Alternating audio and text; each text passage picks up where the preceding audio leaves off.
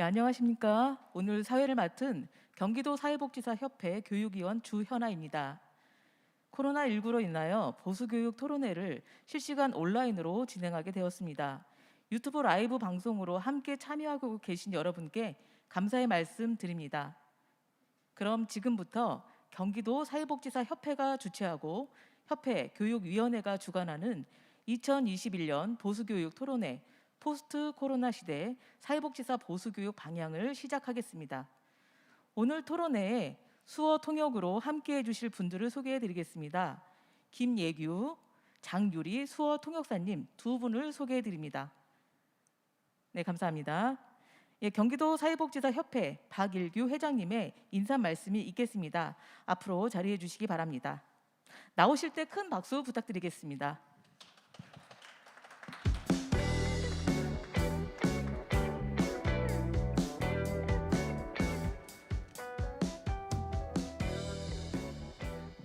네, 인사드리겠습니다. 경기도 사회복지사협회장 박일규입니다. 2021년 신축년 새해가 밝았습니다. 인사드리겠습니다. 새해 복 많이 받으시기 바랍니다. 연초 바쁘신 일정에도 불구하고 오늘 함께해 주시기 위해 참석해 주신 우리 양원석 대표님 그리고 노상원 교수님 그리고 네 분의 우리 토론자 분께 진심으로 감사드립니다. 언제나 믿음으로 늘 따뜻하게 응원해 주시는 경기도 내 사회복지사 여러분께 다시 한번 진심으로 감사드립니다. 근본 포스트 코로나 시대 사회복지사 보수교육 방향을 주제로 진행되는 토론회를 통해 보수교육의 질적 향상을 위한 다양한 제안을 듣는 아마 소중한 기회가 될 것이라고 생각합니다. 오늘 경기도청에 이병우 국장님 참석하고 계신데요. 경기도는 2016년도부터 사회복지 시설에 종사하는 사회복지사들에게 아마 전국 최초로 법정 의무 교육인 사회복지사 보수교육비를 전액 지원해 주셨습니다. 사회복지사들의 전문성 향상에 실질적인 의지를 실현해 주셨습니다. 너무너무 감사드리고요. 매년 다양한 강사진 구성과 강의 컨텐츠 구성으로 경기도 내 사회복지사들의 역량을 높이기 위한 교육을 개설하였습니다. 강사풀이 다양해지고 교육 선택의 폭이 넓어지면서 보수교육에 대한 사회복지사들의 만족도가 향상되었습니다. 또한 보수교육을 별도의 센터로 확대하였습니다. 교육 준비 및 질적인 향상에 더욱 집중할 수 있는 구조를 만들어 왔습니다. 2020년도에는 유례없는 팬데믹 상황으로 인해 온라인 보수 교육을 도입하였습니다. 이 역시 경기도에 걸맞는 교육이 진행되지 않았나 생각이 되고요. 우리 사회복지사들의 역량 강화를 위한 교육 준비에 더욱 힘쓰도록 하겠습니다. 앞으로도 보수교육 강사 양성 과정 그리고 지역별 교육 기회의 균등, 지속적인 토론회 개최 등을 통해서 사회복지사 보수교육이 날로 발전할 수 있도록 고민하겠습니다. 경기도 사회복지사들의 역량이 좀 높아질 수 있도록 노력하겠습니다. 오늘 토론회 준비에 힘써주신 우리 협회의 교육위원회 우리 최용순 위원장님과 우리 위원분들께 진심으로 감사드리고요. 특히 오늘 토론회도 참석해 주시는 경기도 이병우 복지국장님 그리고 오선영 경기대학교 공공대학원 개건 교수님, 송부연 서운장애인주간보호센터 센터장님 그리고 김민재 멀리서 오셨습니다. 포천종합사회복지관 기획팀장님 모든 분께 진심으로 감사드리고요. 언제나 협회는 사회복지 실천 현장에서 이야기해 주시는 제안들을 통해 회원 중심의 협회, 회원에게 힘이 되는 협회로 나아가기 위해 지속적으로 변화할 것입니다. 사회복지사의 권익 향상이라는 공동의 목표를 달성하기 위해 적극 동참해 주실 것을 당부드립니다. 오늘 온라인 토론에 적극적으로 참여해 주시는 여러분께 진심으로 다시 한번 감사드립니다. 감사합니다.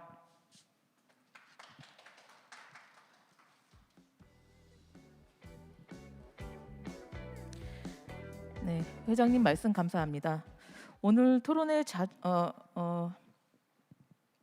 오늘 토론의 자장을 맡아주실 오산대학교 사회복지 상담과 노상은 교수님을 소개해드리겠습니다. 네, 예, 가운데 계시죠? 네,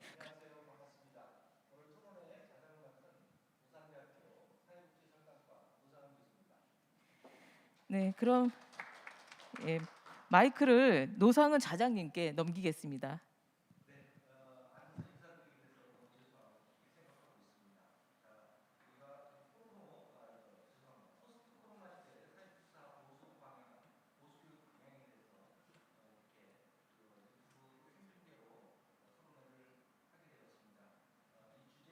상당히 좀 지금 경기도 사회복지사 협회뿐만 아니라 전국의 사회복지사들에게 상당히 중요한 쟁점을 갖고 있는 주제가 아닌가라는 생각을 하고 있습니다. 자, 2020년도 보수교육 토론회 발제자와 토론자를 제가 한 분 한 분 다시 한번 소개해드리도록 하겠습니다. 발제에는 푸른복지사무소 양원석 대표님 참석해 주셨습니다. 네, 다음은 토론에 참여해 주신 네 분을 소개하겠습니다. 토론에 경기도 이병우 복지국장님 참석해 주셨습니다. 네, 다음은 토론에 경희대학교 공공대학원 오선영 개공교수님 참석해 주셨습니다. 네, 다음은 토론에 서운 장애인 주간보호센터 송부연 센터장님 참여해 주셨습니다. 네, 다음 마지막인데요. 토론에 참여해 주신 포천종합사회복지관 김민재 기획팀장님 참여해 주셨습니다. 네, 감사합니다. 네, 그럼 지금부터 본격적으로 시작하는데요.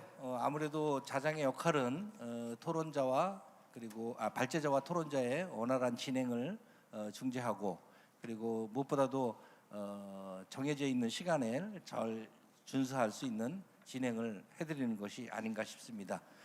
이 부분의 과제에 충실하게 자장의 역할을 진행하도록 하겠습니다.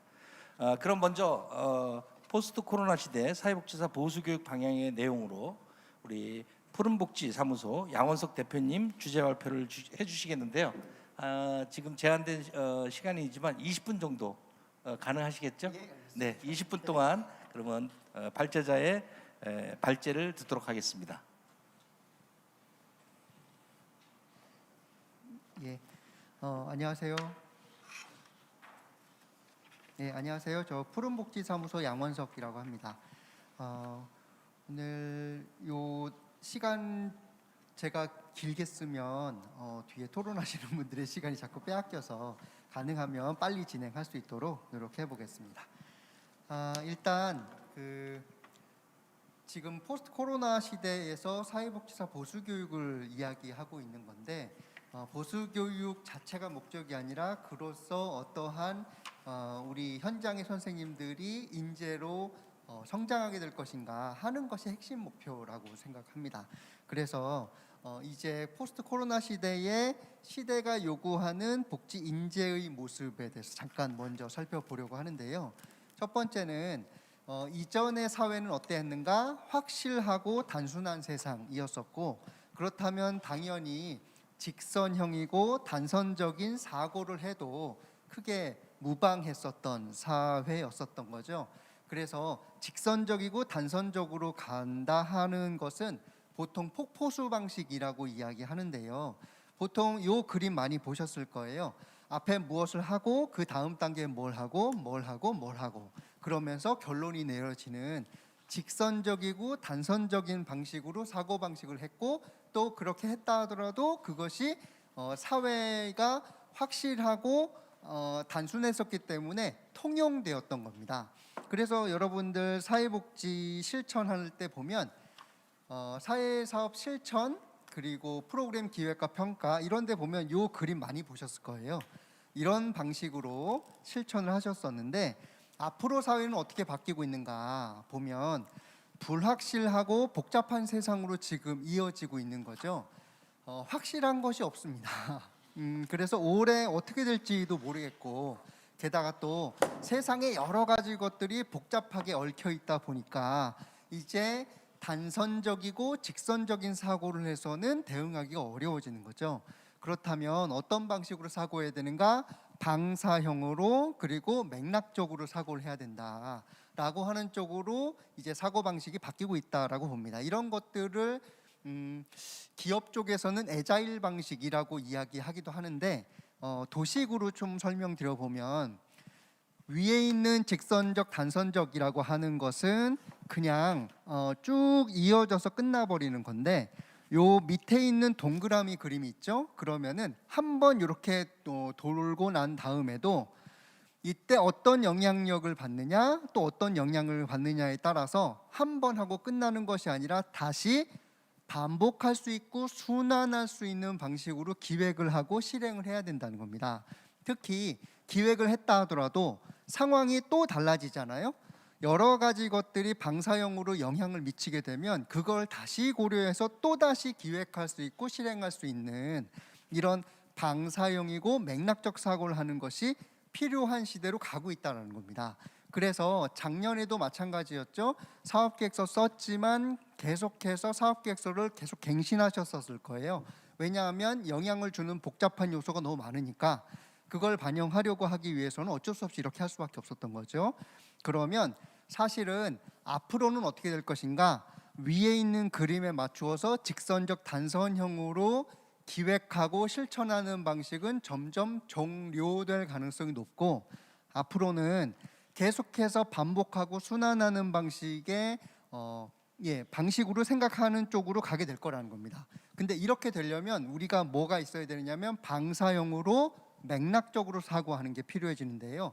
문제는 이 방사형과 맥락적 사고는 어떻게 길러야 하는가 생각해 보면 첫 번째 어떤 상황에 대해서요 그냥 받아들이는 것이 아니라 그것을 비판 의식을 가지고 생각할 수 있어야 되는 겁니다.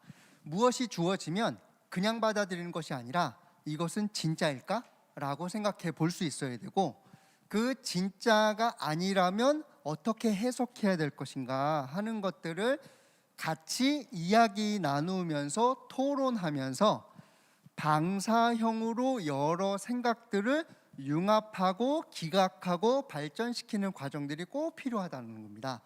그렇게 여러 가지 생각들을 방사형으로 융합적으로 만들어냈을 때 비로소 창의적인 대안들이 나올 수 있는 것들이 많아진다는 거예요. 그래서 비판의식이 중요하고 그런데 그 비판의식을 혼자 하는 것이 아니라 실시간으로 다른 사람들과 토론하면서 그렇게 융합시켜야 비로소 창의적 대안들이 모색될 수 있다라는 겁니다. 이것이 앞으로 사회가 요구하는 인재의 모습이라고 생각해요. 그런데 현재 보수교육의 모습은 주로 어떠한가? 토론이 불가능한 방식의 대규모 강의들이 많습니다.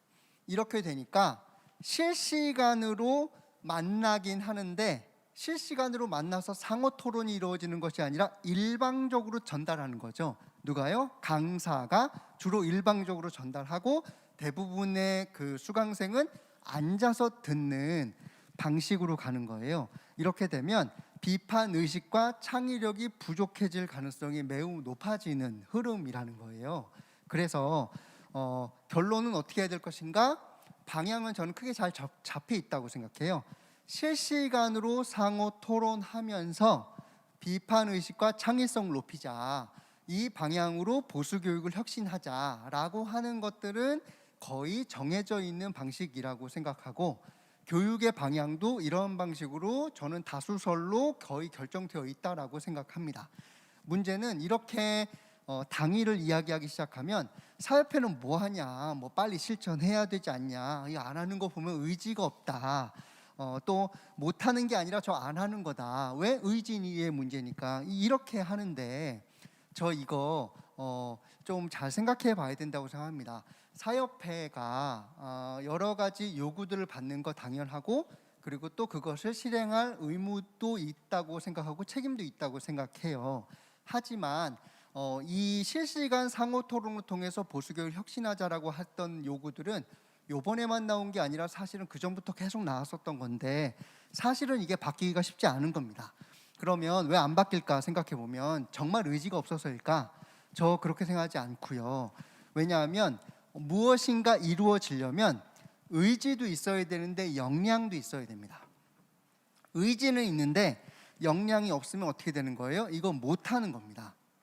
하고 싶은데 못하는 겁니다. 그런데 역량은 있는데 의지가 없잖아요. 그러면 이거는 안 하는 거죠. 그렇다면 지금 사협회는 못했던 것인가 안 했던 것인가 생각할 때 저는 현재 보수교육 대비 사협회의 역량과 여건들을 고려해 보면 이거는 못한 것에 더 가깝지 안 한 것에 가깝다고 생각하지 않아요. 특히 저는 경기도 사협회가 더 불리한 부분이 있다고 생각하거든요. 서울에 비해서. 왜냐하면 지역별로 너무 멀리 나가서 실천해야 됩니다. 이러면 보수교육 담당하는 사회복지 사협회 사무국의 직원분들이요, 저 거의 과로 수준에 도달했을 가능성이 매우 높다고 생각하고 실제로 쓰러지기 일보 직전이라고 생각해요. 서울만 해도 그렇게 다니는데 새벽에 가면 되지만 저 멀리 경기도에 있는 전역을 다니려면요 1박 2일로 다녀야 되는데 이거 직원의 역량을 넘어서는 거고 사협회의 여건을 넘어서는 거라고 생각해요. 그래서 그동안 못했던 거라고 생각합니다. 그렇다면 우리가 보수교육을 혁신하자라고 했었을 때 최소한 협회 의지가 있느냐 이런 것들을 탓하려고 한다면 먼저 역량과 여건이 제공되어지는 것들을 마련하고 난 다음에 해도 늦지 않고 오히려 그것이 더 합리적이라고 생각한다는 겁니다. 그렇다면 지금의 여건은 의지의 문제가 아니라 당위의 문제가 아니라 어떻게 사협회가 역량과 여건을 확보하도록 도울 것인가 하는 것이 저는 중요하다고 생각합니다. 그런데 이게 불행 중 다행이라고 변화는 언제 가능하냐 하면요 혼돈의 가장자리라는 용어가 있습니다. 뭐냐면 여기 책상이 이렇게 있다고 치면 이 책상의 평평한 부분에 물컵이 하나 있어요. 살짝 밀어도 쓰러지지 않을 겁니다. 그런데 책상의 가장자리에 물컵이 있으면 똑같은 힘을 주었어도 물컵이 떨어지면서 새로운 변화를 일으킬 가능성이 높죠. 즉 변화는 언제 일어나는가? 안타깝게도 격변기, 흔들림이 있고 기존의 질서가 느슨해지고 무엇인가 해체되어질 때 똑같은 힘을 주어도 바뀔 수 있다라는 겁니다. 그래서 우리가 보통 이야기하죠. 위기가 곧 기회다라고. 그런데 반대로 안정기라고 하는 거는 관성의 힘이 매우 크다라는 뜻인 거예요. 그래서 저는 지금이 매우 중요한 변화의 시기라고 생각하고요. 특히 온라인 교육이 전격적으로 도입되었습니다. 작년 상반기만 해도요. 이게 온라인 교육으로 빨리 전환할 수 있을 것인가 논의하기 어려웠었고요. 또 여건도 안 갖춰져 있었습니다. 그런데 이제 밀리다 보니까 더 이상 미룰 수 없어가지고 온라인 교육이 전격적으로 도입됐죠. 이게 혁신의 기회라는 겁니다. 그렇다면 지금 뭘 고민하면 좋겠냐? 사협회의 역량과 여건을 어떻게 확보할 것인가? 그래서 보수교육의 질적 수준을 한 단계 어떻게 높일 것인가 하는 쪽으로 삼는 계기로 삼아도 좋겠다라는 생각입니다. 그렇다면 이 온라인 교육이 전격적으로 도입됐는데 어떻게 쓸 것인가? 저는 이렇게 생각합니다. 전체 보수교육 수강 대상자분이 쭉 계시죠. 그러면 이 수강 대상자는 바꿀 수 있는 것이 아니죠. 사협회 상에서. 그렇다면 전체 보수교육 수강자 대상자를 위한 보수교육을 위해서 그전에는 오프라인 교육을 주로 했었고 근데 오프라인 교육은 주로 시공간의 제약을 갖기 때문에 어쩔 수 없이 회당 80명 정도 인원에 따라서 보수교육을 실행해야 되는 교육 횟수가 결정 날 수밖에 없는 겁니다. 종속적으로요. 근데 이렇게 되면 회차별로 사무국이 투입해야 되는 역량과 여건들이 고정되어 버리는 흐름들이 나오는 거죠. 그래서 80명으로 전체 보수교육 수강 대상자를 나누기 시작하면 전체 횟수가 나오는 거예요. 이 전체 횟수에 따라서 사협회는 에너지를 투입 안 할 수 없는 상황이었던 거죠. 그런데 이 상황에서도 저는 초과 근무나 아니면 초과로 역량을 소모하고 있었다라고 생각한다는 거예요. 그런데 뭐가 도입된 거예요? 온라인 교육이 도입됐고, 그러면서 온라인 교육의 가장 큰 특징은 시공간의 자유라는 겁니다. 그러면 회당 인원을 증가시킬 수 있고요. 즉 80명만 들을 수 있었던 이유는 뭐예요? 시공간의 제약 때문이었는데, 온라인은 시공간의 제약을 넘어설 수 있는 아주 훌륭한 도구고 고기능 도구입니다. 그러면 회당 인원수를 증가시킬 수만 있으면은 횟수를 감소시킬 수 있고, 횟수가 감소되어지면은 사협회는 그만큼의 역량과 여건을 추가로 확보할 수 있는 힘들이 나온다는 거예요. 이게 원래 모든 패러다임 격변기 때 나왔던 현상들입니다.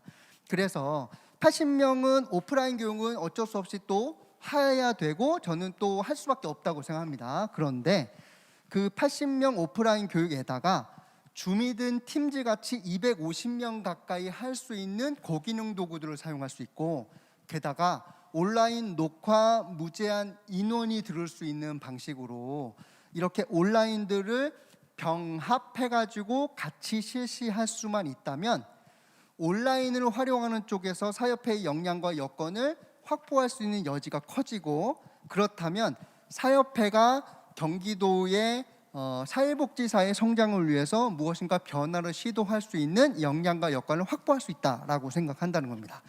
그런데 지금은 어떤 개념이냐 하면, 온라인 부분들을 충족시킬 수 있음에도 불구하고 온라인 교육의 시공간의 자유라고 하는 부분들을 잘 활용하지 못하고 그냥 오프라인 집체 교육을 온라인으로 송출하는 개념처럼 이해해버리기 시작해버리면, 변화 시도를 위한 역량과 여건 확보가 이게 기회를 잃어버리게 된다라는 겁니다. 근데 왜 이런 일이 일어나는 거예요? 온라인에 대한 관점이 실패해서 그런 겁니다. 오프라인 집체 교육의 온라인 송출이 아닙니다. 온라인은 고기능 도구인데, 특히 공간을 뛰어넘을 수 있는 고기능 도구이고, 온라인 녹화 교육 같은 경우에는 시간도 뛰어넘을 수 있는 고기능 도구인데, 오프라인을 전제하다 보니까 자꾸 온라인의 종속적인 저기능 정도로만 생각한다는 거예요. 이거 저 비슷한 겁니다. 자동차가 나왔을 때 말 없는 마차라고 생각하는 거랑 비슷한 개념이라는 거예요. 완전히 새로운 영역이라고 생각하지 않고요. 이러면은 패러다임이 뒤처지는 겁니다. 그래서 온라인 관점을 바꿔서 저는 기회를 만드는 게 중요하다라고 생각하고요. 그렇다면 사무국의 역량과 여건을 확보하기 위해서는 어떻게 하면 좋겠는가? 저는 온라인 실시간 회당 수강 인원을 대폭 늘렸으면 좋겠습니다. 수백 단위로 상향할 수 있습니다. 기술적으로 이미 가능하고요. 그런데 소통할 수 있는 부분은 화상회의 앱인 팀즈나 줌에다가 카카오톡 오픈 채팅 같은 이런 기능들만 활용할 수 있으면은 충분히 수백 단위로 상향할 수 있습니다. 그리고 온라인 녹화 교육은 시간과 기간 등을 좀 최적화하면 좋겠습니다. 하루에 8시간을 상호작용 없이 듣는다는 건요, 이건 너무너무 힘든 일입니다. 이거 거의 불가능한 겁니다. 이거 인간을 이해하지 않는 겁니다. 실시간 교육은요, 온라인 교육은 그나마 소통이라도 되기 때문에 볼 수 있는데, 소통이 안 되는, 내가 어떤 상황이라 하더라도 그냥 무시하고 진행되어지는 거는요, 1시간 보는 것도 너무너무 힘들고 사실은 1시간 동안에 집중할 가능성은 거의 없는 겁니다. 그러면 인간을 이해하는 방식으로 온라인 녹화 교육을 만들어주고, 특히 비교적 짧은 단위 영상으로 1년 또는 정해진 기간 안에 총 8시간만 수강할 수 있도록 짧게 나누어 주는 것이 허용만 되면은 온라인 녹화 교육 등으로도 충분히 보수 교육을 수강할 수 있는 가능성이 높아질 겁니다. 이거 중고등학생들이 이미 지금 다 인강으로 이렇게 듣고 있는 겁니다. 이미 다 검증된 거라고 보시면 좋겠고요. 그런데 이렇게 회당 수강 인원을 증가시키면 회당 강사비를 상향할 수 있습니다. 이렇게 해야 질 높은 강사를 섭외할 수 있습니다. 저는요, 안 믿는 거는 뭐냐면 싼데 질 좋은 거 이런 거 없습니다, 세상에. 예. 싼데 질 좋아요? 이거 누군가가 희생하고 거기에다가 그냥 자신의 열정을 갈아 넣었을 가능성이 높은 것이지, 싸고 질 좋은 건 없습니다. 저는 교육의 수준을 높이는 것 중에 하나는 강사의 수준이 높아져야 된다고 생각하고, 강사의 수준이 높으려면 최소한 시장 가격에 맞는 방식으로 근접하는 강사비가 만들어져야 된다고 생각하는데, 지금 사회복지사 보수교육의 강사비는요 낮기 때문에, 그래서 타 분야의 다양한 융합적인 지식을 얻고자 할 때 사무국이 분명히 불쌍한 척하면서 도와달라고, 우린 복지계라고 하면서 요청할 가능성이 높은데, 이렇게 가기 시작하면 사회복지계 안에서의 지식만 공유되어지지 사회복지계 바깥에서 질 좋은 강의가 들어올 가능성이 별로 없거든요.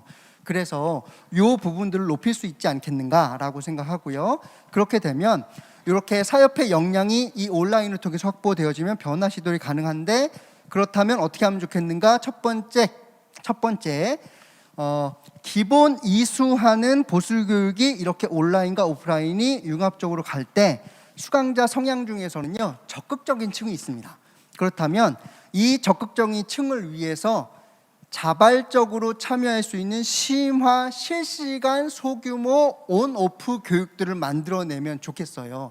즉 역량을 확보한 만큼 사무국이 그 역량으로 그 인원으로 실시간 소규모 심화 교육을 만드는데 누굴 통해서요? 적극적 층을 위해서요. 보수교육 수강하시는 분 중에서는 적극적으로 들으시는 분들이 있거든요. 그러면 이 실시간 소규모 교육을 통해서 상호 토론을 하고, 그로써 비판의식과 창의력, 즉 포스트 코로나 시대가 요구하는 방사형 맥락적 사고들을 만들어내시면 좋겠어요. 근데 이렇게 적극적 층이 점점 빠르게 성장하면 어떻게 되느냐 하면 중간층에 있는 분들도 자극받을 겁니다. 그래서 중간층에 있는 분들이 점점 적극층으로 다수화되는 것이 필요해질 거고요. 그러면 사회복지 전반 현장의 성장이 높아질 거라고 생각합니다. 그리고 또 한편으로는 지역별로 적극층들을 실시간 소규모 교육하다 보면 자연스럽게 네트워크로 구축될 겁니다. 사회복지의 소규모 교육에 참여할 만큼 적극적인 사회복지사라면 사회복지 현장에 대한 것도 지역에 대해서도 자기 직업의 자부심도 있는 사람들일 거라는 거예요. 그 분들이 네트워크로 구축돼서 사협회의 지역 기층 구축이 되도록 돕는 것이 부차적으로 좀 필요하다고 생각하고요. 특히 허약한 하부 구조 위에 튼실한 상부 구조 없습니다. 경기사협회가 잘 되기 위해서는 지역별로 사회복지사의 네트워크가 튼실해야, 그래야지 사회복지사협회라고 하는 것도 잘 될 수 있다고 생각해요. 그렇다면 지역별로 적극층이 잘 네트워크 될 수 있도록 돕되, 지금 복지 자치 시대이기 때문에 지역별로 복지 정책도 상이한 부분들이 늘어나고 있거든요. 그렇다면 지역 내에 있는 적극층 중에서 지역 내 강사가 될 수 있도록 만들어내는 기회들을 제공해 줌으로써 결국 보수교육 강사로도 활동될 수 있도록 돕는 게 필요하겠다 싶습니다. 즉 다시 도식으로 설명드리면, 보수교육의 온오프 융합 보수교육을 통해서 사무국이 역량을 확보하고 거기에서 적극층을 위한 심화교육을 만들되, 지역별로 적극층의 심화교육을 통해서 네트워크를 구축하고 그 중에서 강사가 나올 수 있도록 돕는 겁니다. 특히 지역을 이해하는 서울 강사 부르지 말고요. 경기도 내에 있는, 경기도에서 성장해서 경기도의 정책을 잘 알고 지역사회를 사랑하는 그런 사회복지사가 강사가 돼서 다시 보수교육으로 활동할 수 있도록 돕는, 이렇게 방사형 순환적 맥락적인 보수교육이 되면 좋겠어요. 그런데 이렇게 되려면 전제 조건이 뭐냐면 보수교육 관계자요. 여기서 관계자는 사협회만 말하는 게 아닙니다. 보건복지부, 그리고 경기도, 그리고 강사분들, 그리고 사협회 사무국 등이 방사형 맥락적 사고를 해야 이게 가능하다는 겁니다. 그래서 이게 전 이렇게 생각해요. 지금 카이로스라고 기회의 신인데 앞머리는 머리카락이 있지만 뒤에는 대머리, 머리가 없죠. 왜 그런 거예요? 기회가 올 때 앞에선 잡을 수 있지만 일단 지나가 버리고 나면 머리카락을 잡을 수 없는 겁니다. 그래서 지금 저는 포스트 코로나 시대에서 사회복지사 보수교육을 혁신해내고 사협회도 도움이 되고 지역에도 도움이 될 수 있는 기회가 왔다고 생각하는데, 이 기회를 잡을 수 있도록 방사형 맥락적으로 사고하시면 좋겠고 놓치지 않으시면 좋겠다라고 하는 걸로 제 발제 마치겠습니다. 고맙습니다. 네, 감사합니다. 우리 양원석 발제자님 시간을 좀 정확하게 지켜주신 것 같아요. 네, 제가 자장으로서 감사드립니다. 뭐 새로운 시대, 새로운 환경이 요구하는 사회복지 전문가 인재 상향과 관련해서 보수 교육의 중요성에 대해서 말씀하셨고, 특히 현재 이 보수 교육에 대한 변화라든지 아니면 현실화에 대한 당위성을 좀 구체적으로 추상적이지만 그래도 구체적으로 설명하시려고 노력하신 것 같습니다. 무엇보다도 이 코로나로 인한 이 보수 교육의 온라인 교육에 출현된 현 상황에서 온라인 보수 교육의 어떤 새로운 목적과 이해를 통해 어떻게 활용할 것인가에 대한 혁신적인 방안들을 좀 주장해 주셨고, 이와 관련해서는 기회를 활용한 사회복지협회 자체 교육에 대한 강화라든지 아니면 지역 및 사회복지사협회의 인적 기반 확충, 그리고 무엇보다도 온라인 교육을 통한 보수 교육 변화의 가장 핵심적인 사무국의 역량과 여력 확보에 대한 중요성을 말씀해 주셨고, 상당히 구체적인 사례를 통해서 구체적인 어떤 방안들을 통해서 설명하신 것 같습니다. 오늘 저도 사전에 뭐 발제문을 좀 읽어보고는 왔지만 직접 듣고 나니까 충분히 이해될 수 있는 부분이고요. 상당히 많은 동의가 있을 거라고 생각합니다. 지금 유튜브로 듣고 계시는 시청하시는 우리 사회복지사 여러분들도 많은 동의가 있을 거라고 생각합니다. 네, 그러면 본격적으로 양원석 소장님의 발제에 맞춰서 토론을 시작하도록 하겠습니다. 첫 번째 토론자는 경기도 복지국 이병우 국장님의 토론을 한번 들어보도록 하겠습니다. 발표해 주시기 바라겠습니다. 시간은 한 10분 정도 할애해 드리겠습니다. 이해해 주시기 부탁드리겠습니다. 충분히 이해합니다. 안녕하세요. 경기도 복지국장 이병우입니다. 반갑습니다. 발제자님의 발제 잘 들었습니다. 저는 발제 내용과 관련된 토론에 앞서서 우리 그 경기도 내 사회복지 시설과 관련된 어떤 현상, 현실 이런 부분들을 조금 먼저 말씀을 드리고 가고 싶습니다. 우선은 2020년도에 우리 경기도에서 사회복지 시설을 포함한 복지 관련 분야의 공정복지라는 제목으로 저희가 조사를 좀 했습니다. 그래서 공정복지 추진단에서 그 부패 또 복지 비리 이런 부분들을 저희가 조사를 해서 밝혀낸 게 위법사항으로 적발한 게 건수로 3,700건이 넘습니다. 이 분야는 단순히 노인, 장애인뿐만 아니라 주택까지 포함해서 그 다음에 개인적으로 예를 들면 뭐 기초생활수급자를 뭐 이렇게 부당하게 책정을 받았다는 것을 포함해서 그로는 3,700여 건을 찾아냈고요. 개인에 대한 부분도 굉장히 많습니다. 대부분 개인에 대한 게 많고 그 중에서 시설에서 잘못했다라고 하는 것이 370건이 넘습니다. 그러면서 저희가 이제 수사 의뢰도 많이 하고 환수도 10억이 넘는 돈을 환수 조치를 했습니다. 그래서 제가 이 말씀을 드리는 게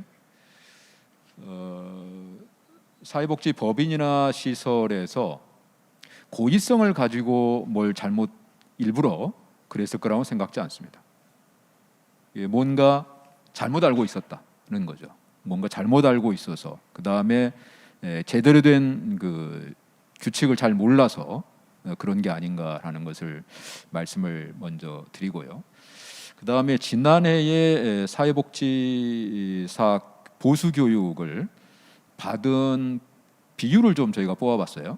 우리 경기도에서 약 10억이 넘는 돈을 사회복지 보수 교육으로 이렇게 저희가 전액 집행을 해드리고 있는데 이 수율을 보니까 84.6%입니다. 약 한 15% 정도가 덜 받으신 거죠. 그러면서 시군별로도 제가 쭉 뽑아봤어요. 우리 이제 오늘 토론 있다고 그래서 일부러 좀 뽑았습니다. 좌장님, 네, 일부러 좀 뽑아봤어요. 그래서 뽑아 보니까 시군마다 차이가 좀 많이 있어요.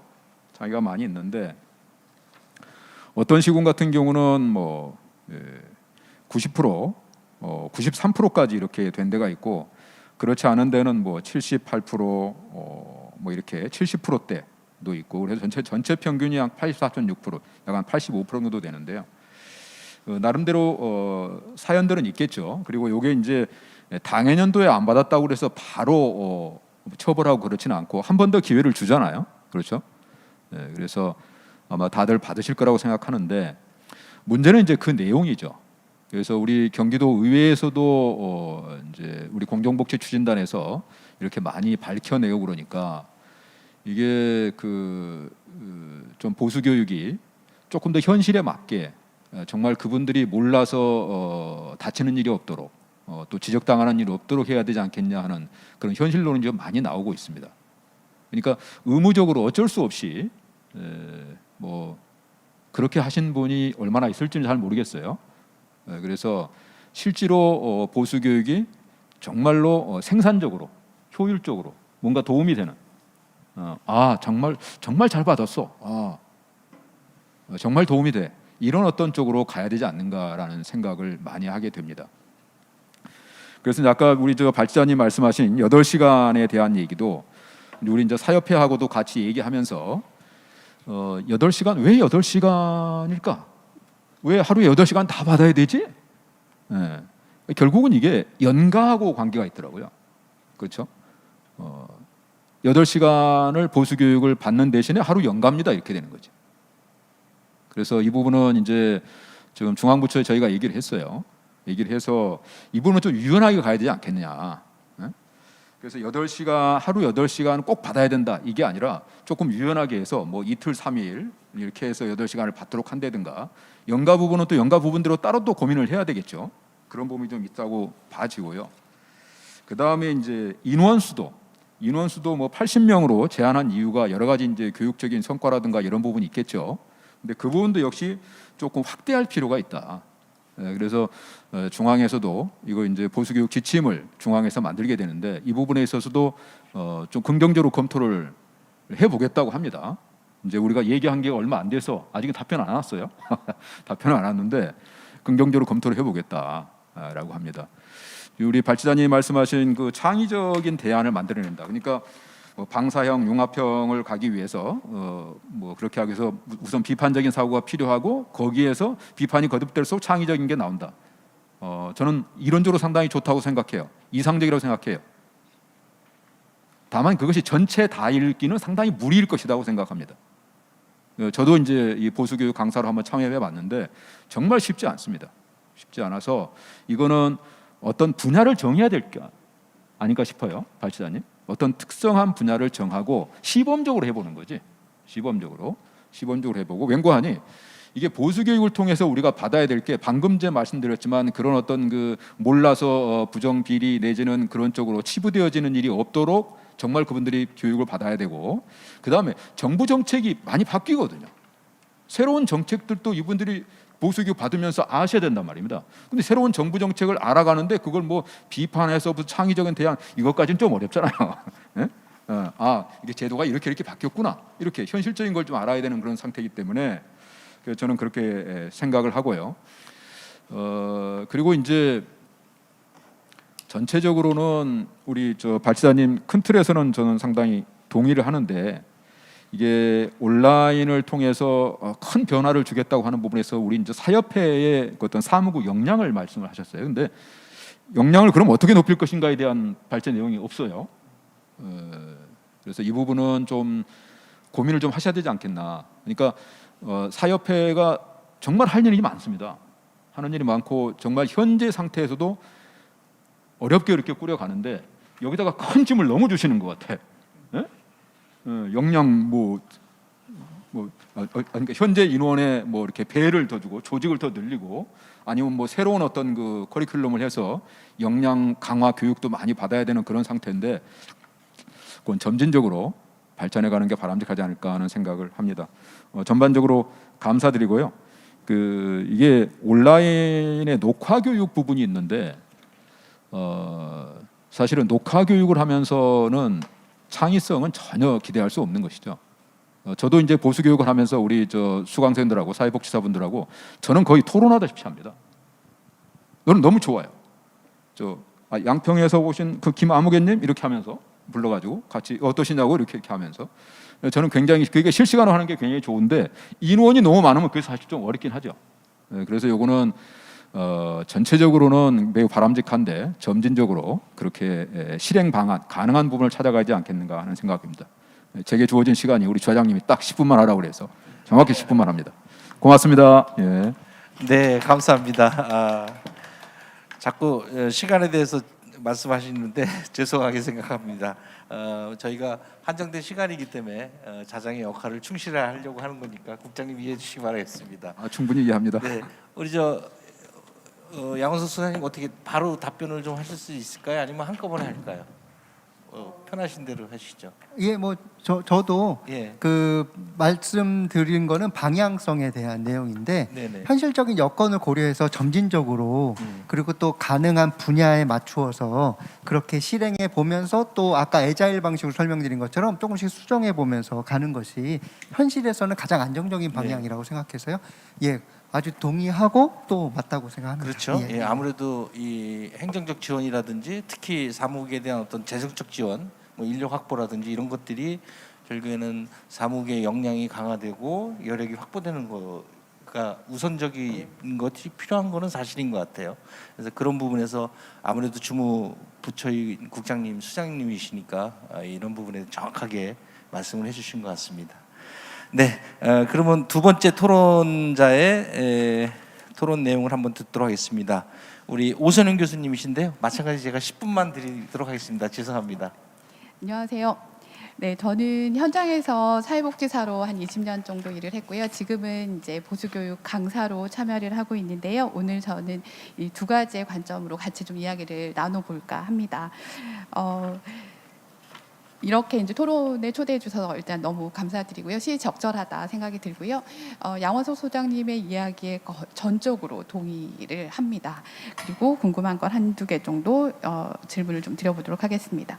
첫 번째는 이제 소장님의 말씀을 좀 정리를 해보자면 그동안 우리는 여러 가지 여건과 여력과 이런 상황들로 인해서 굉장히 관리장, 그러니까 공급자, 보수교육을 공급하는 공급자의 시각에서 설계하고 있지 않았는가라는 지점입니다.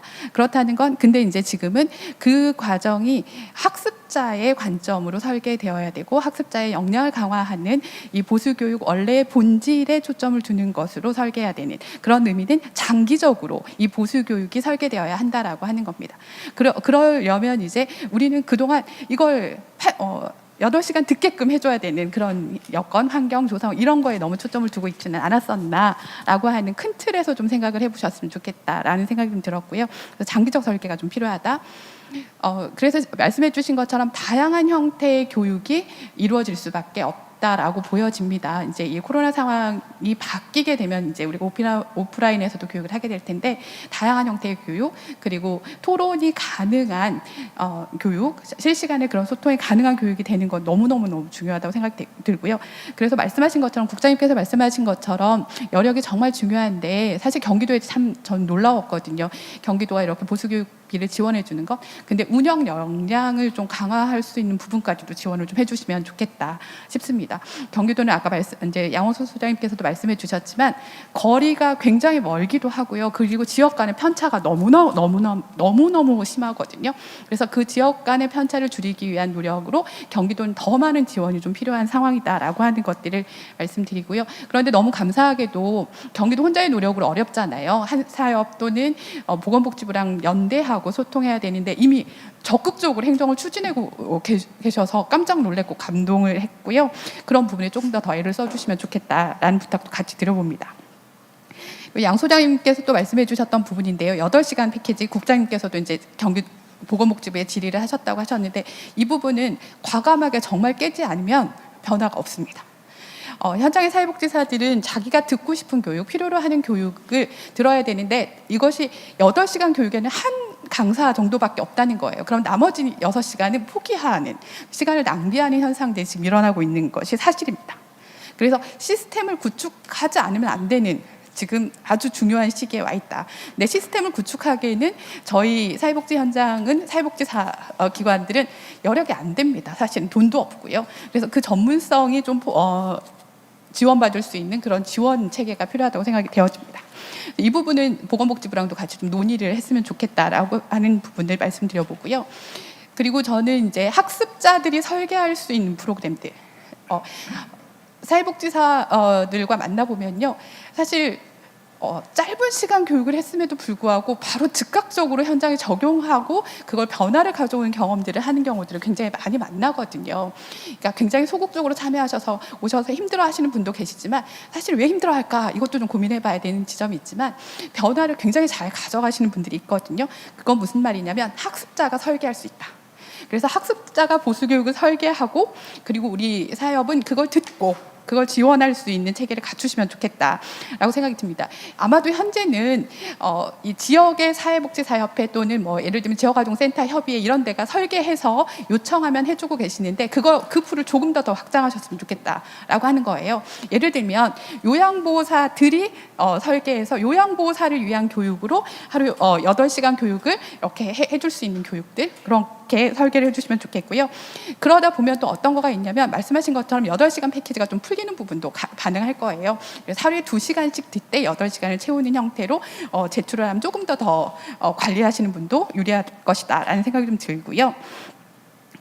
네, 그래서 현장에서 좀 필요로 하는 교육을 좀 했으면 좋겠다 싶고요. 또 하나는 현장에서 요청은 하지 않지만 우리가 관찰되는 것들이 있거든요. 제가 작년에 경기복지재단 프로젝트로 인권 친화적인 시설 만들기 사업으로 한 10개 기관을 들어가서 한 20시간 정도씩 각각의 기관에 20시간 정도씩 이렇게 교육을 해본 경험이 있거든요. 네, 저는 인권을 교육하는 사람인데요. 인권에 대해서 갖는 이 관점들이 굉장히 두렵거나 몰라서 거부하거나 방어하는 경우들을 굉장히 많이 만나게 되었어요. 그래서 왜 그럴까라고 좀 들여다보니까 굉장한 불안감이 내재되어 있으시더라고요.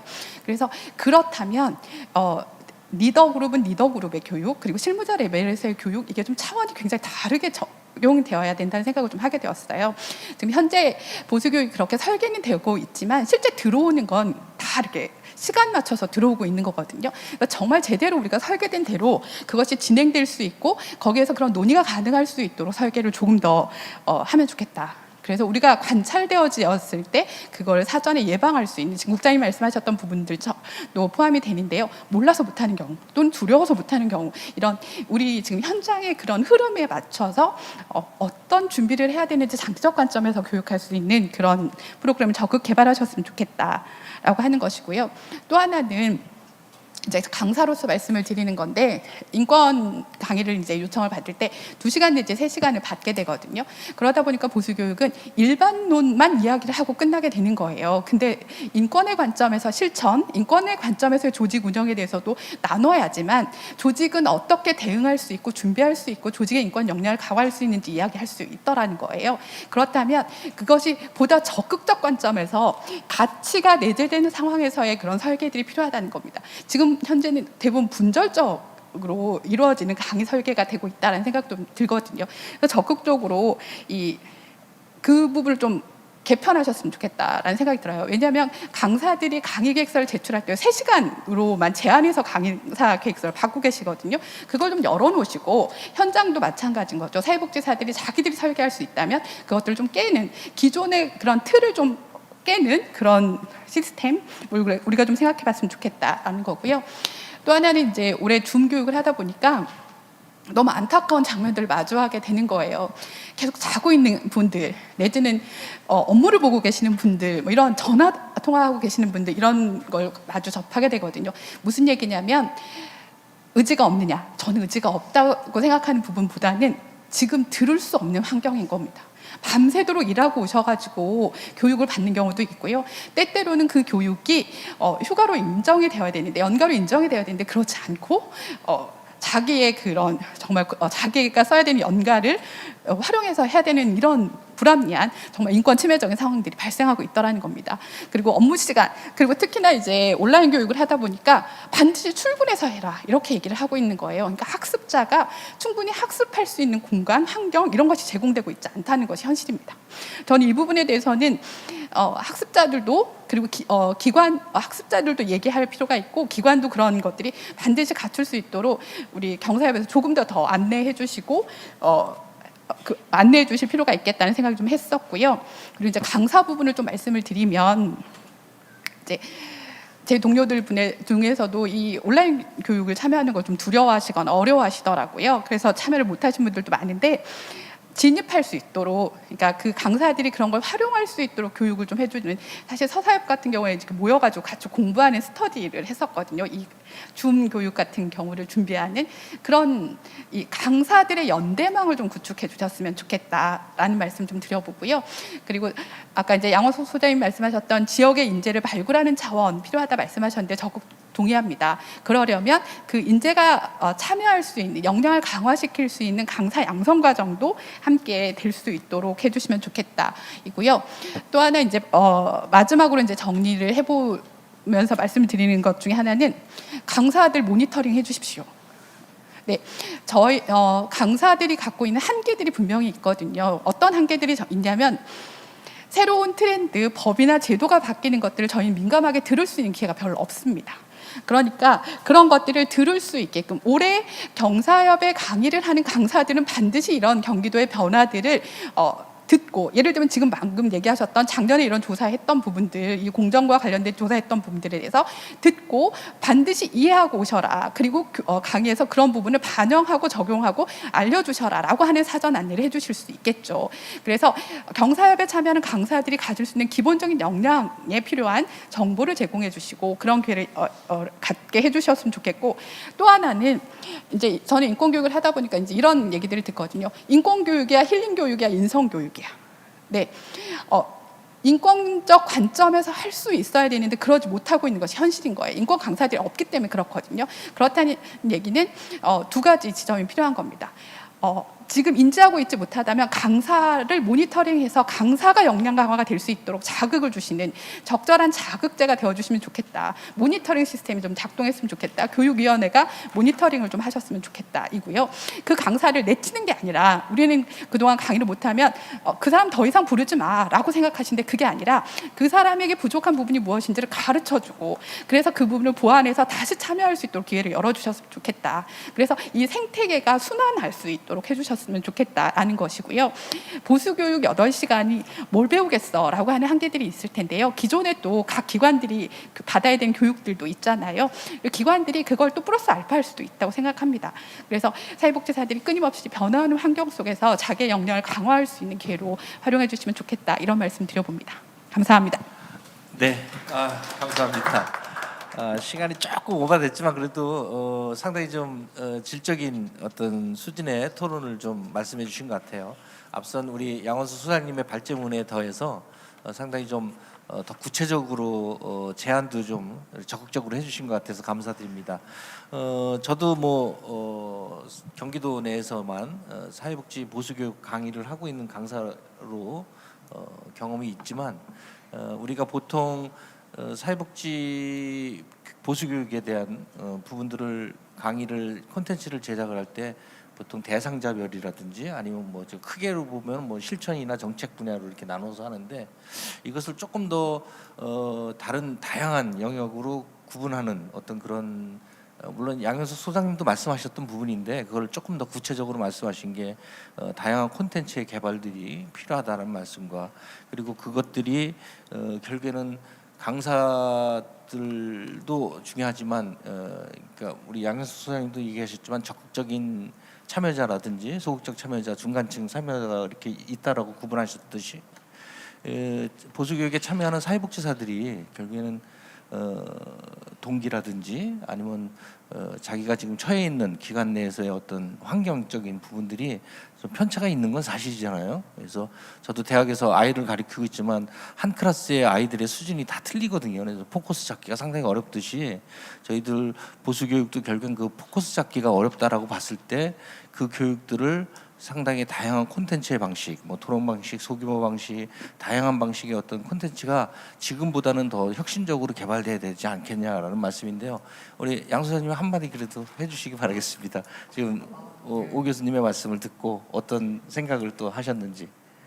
학습자가 직접 설계해가지고 그것이 반영되어지는 방식으로 주도권이, 기획권이 어느 정도 학습자한테 넘어간다고 하면 이것이 도구나 방법이 되어서 이후에 말씀하셨던 여러 가지 다양성들이 확보될 수 있는 가능성이 높아질 거라고 생각하고요. 또 학습자의 학습권이 보장될 수 있도록 환경이 조성되어지는 부분은 요 발제문에는 저한테 물어보신 부분이 있거든요. 근데 듣고 보니까 공정복지 실천하시는 항목 하나 안에서 보수교육과 관련된 학습권을 보장하는가 이 부분만 경기도에서도 체크해 주셔도 어떨까라는 생각도 있습니다. 네. 근데 지금 뭐 토론자 두 분까지만 들었는데도 지금 상당히 우리 협회장님도 계시고 여기 사무국 직원들은 여기 현장에 계시는데 이 숙제가 지금 엄청나게 많아지고 있고 이게 시기적절한 우리 뭐 논의를 지금 하고 있는 토론회지만 상당히 좀 마음이 이렇게 가볍지만은 않습니다. 상당히 많은 이야기들이 오가고 있어서 그렇습니다. 아마 지금 유튜브로 듣고 계시는 우리 경기도 내 사회복지사 여러분들도 같은 생각이시고 또 많은 생각들을 할 수 있는 기회가 된 것 같습니다. 자, 그러면 시간상 빠른 또 토론을 넘어가겠습니다. 세 번째 토론자는요, 우리 안성에서 오셨죠, 송부현 센터장님입니다. 송부현 센터장님 10분 시간 좀 지켜주시기 부탁드리겠습니다. 감사합니다. 9분 하면 안 되나요? 네, 괜찮습니다. 더 좋습니다. 네. 네, 안녕하세요. 송구현입니다. 사회복지사의 보수 교육을 통해서 얻고자 하는 것은 어떤 사회복지사의 가치관, 재정립이라든지 현장에서 바로 적용할 수 있는 스킬들을 향상시키는 부분이 있는 것 같습니다. 이 두 꼭지를 중심으로 좀 얘기를 하자면 우선은 변화된 환경에 대한 이야기를 안 할 수가 없을 것 같아요. 결국 이제 포스트 코로나 시대에 사회복지사 보수교육에 대한 이야기를 한다고 하면 온라인이라는 매체를 놓고 갈 수 없는 것 같습니다. 그래서 양원석 소장님 말씀하신 대로 온라인에서 하는 수강생 인원들을 늘리면서 어떤 사무국의 역량들을 확보하는 여력들을 확보하는 방식에 굉장히 동의를 하고요. 한편으로는 이렇게 다수 우리가 생각했던 우리가 너무너무 익숙한 80명이라고 하는 숫자의 3배 가까운 이런 인원들이 함께 한다라고 했을 때 자칫 놓치고 갈 수 있는 소통이라고 할 수 있는 부분에 대해서는 꼭 천편일률적으로 똑같이 80명이라는 세팅으로 갈 필요는 없을 것 같습니다. 어떤 때에는 250명이라는 수강생이 들을 수 있는 보수교육을 열어주시고 어떤 때에는 또 뭐 20명 내외, 그래서 정말 온라인으로 만나도 소통이 가능한 세팅을 한다면 굳이 80명이라는 숫자에 우리가 매이진 않아도 괜찮지 않을까라는 생각을 또 한편으로 해봤습니다. 저는 토론문에 있어서 세 꼭지 정도로 좀 정리를 했습니다. 첫 번째는 강사, 그리고 두 번째는 수강생, 마지막으로 협회 사무국에 대한 이야기를 좀 드리고 싶습니다. 강사나 수강생, 협회 사무국 모두 어쨌든 변화에 대한 탄력성들은 좀 가져야 되지 않을까라는 생각을 합니다. 앞서 얘기한 것처럼 포스트 코로나 시대의 변화에 대해서 좀 발빠르게 대처하고 민감하게 반응하는 여력들이 좀 다 필요한 것 같고요. 강사의 어떤 콘텐츠 개발에 있어서는 사실은 코로나 시대뿐만 아니라 이전부터 계속 이야기해 왔던 부분입니다. 그래서 여기에 대해서는 이야기를 하지 않고요. 온라인이라고 하는 환경 변화에 대한 이야기는 조금 해볼 수 있을 것 같습니다. 오프라인에서 강의를 실제 하시던 강사분들이 온라인으로 환경 전환이 되면서 못하게 되신 분들이 굉장히 많습니다.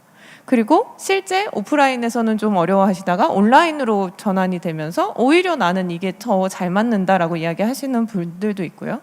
근데 온라인 방송은 하나, 또 소통은 잘 못하시는 분들도 계시고요. 실제로 온라인에서 소통을 하는 게 여간 쉬운 일은 아니더라고요. 저도 이제 앞서 말씀해 주신 것처럼 저도 이제 보수교육을 간혹 진행을 하고 있는데 저 같은 경우는 모니터를 2개를 열어놓고 또 카카오 채팅방까지 열어놓고 3개를 보면서 진행을 하는데 저는 사실은 크게 어려움이 없었지만 이게 저한테 어려움이 없다고 다른 사람한테도 어려움이 없을 거다라는 얘기는 하지 못하거든요. 그래서 온라인에서 강의하는 거에 있어서 좀 우리 교수님 말씀해 주신 것처럼 당신은 여기에 못하니까 열애 이런 개념이 아니라 그러면 우리 좀 같이 잘해보는 방법은 뭐가 있을까? 나는 이게 조금 잘 맞던데 다른 강사분들은 이걸 이렇게 좀 해보시면 어떨까요? 라고 제안할 수 있는 부분들이 좀 있으면 좋겠고 이거는 뭐 수강생에게 이제 보수교육이라는 이야기 붙이는 것뿐만 아니라 강사한테도 사실은 보수교육이라고 하는 개념들이 좀 필요합니다. 뭐 협회에서 강사 워크샵이라고 하는 이름으로도 이야기하긴 하는데요. 이런 자리에 있어서 어떤 변화된 환경에 대한 도구들이라든지 아니면 사회복지와 관련된 지식들, 뭐 현장의 이슈들 이런 것들 같이 공유할 수 있는 자리가 또 함께 있으면 좋겠다라는 생각을 해보고요.